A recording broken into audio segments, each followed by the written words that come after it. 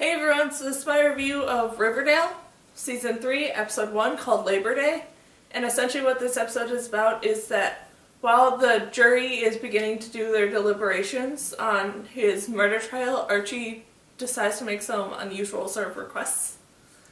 And while that's going on, Jughead continues to lead the Serpents on their sort of attacks on the Ghoulies. And this was a very interesting episode that I have to make this point right away. I'm very, very curious to know about their statements and stuff that they've made, where they keep saying, oh, we're not going to connect to Sabrina and stuff like that, that for right now that's going to be its own show and eventually we're going to connect. That makes no sense for what they're setting up in this episode, because good gosh, there's magic and witches everywhere. So that makes no sense that they're not setting up to introduce Sabrina at some point in this season, because they're setting up way too much for that to not be the case.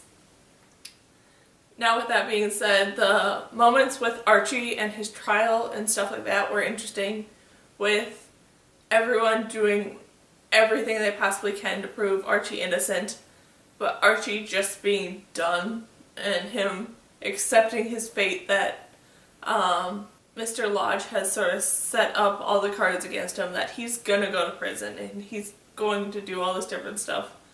So he's sort of getting all his stuff in order for the fact that he's gonna be gone.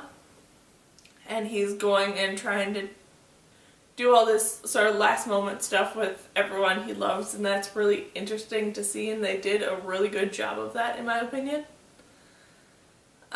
With him sort of doing those last moments with his father by helping to finish up the car that he bought last season that they were working on together. And then he going and doing this Labor Day trip with Betty, Veronica, and Jughead to the Sweetwater River, and all these different sort of last moments that he can rely on while he's in prison. And then it was interesting to sort of see what happens when Archie does finally take the plea deal and decides to go to juvenile detention for, I think it was 2 years.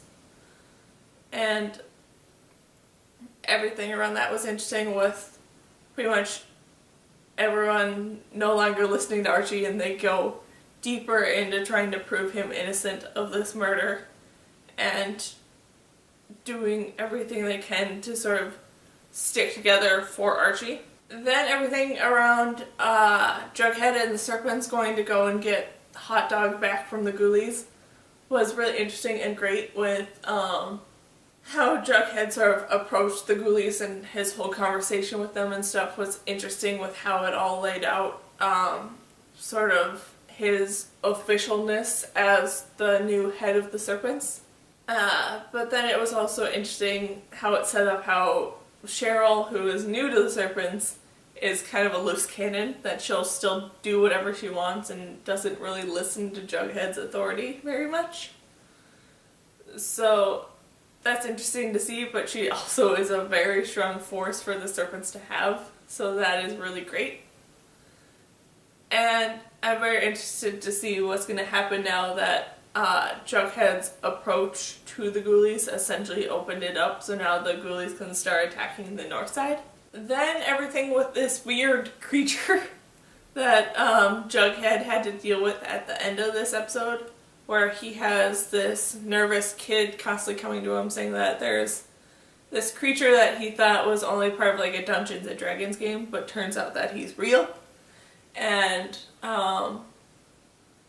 Jughead finds like this weird magical sacrificial altar and stuff in the woods, and sort of discovers 2 dead bodies by it, and everything sort of setting up that, which is one of the big magical sort of things that they set up in this episode.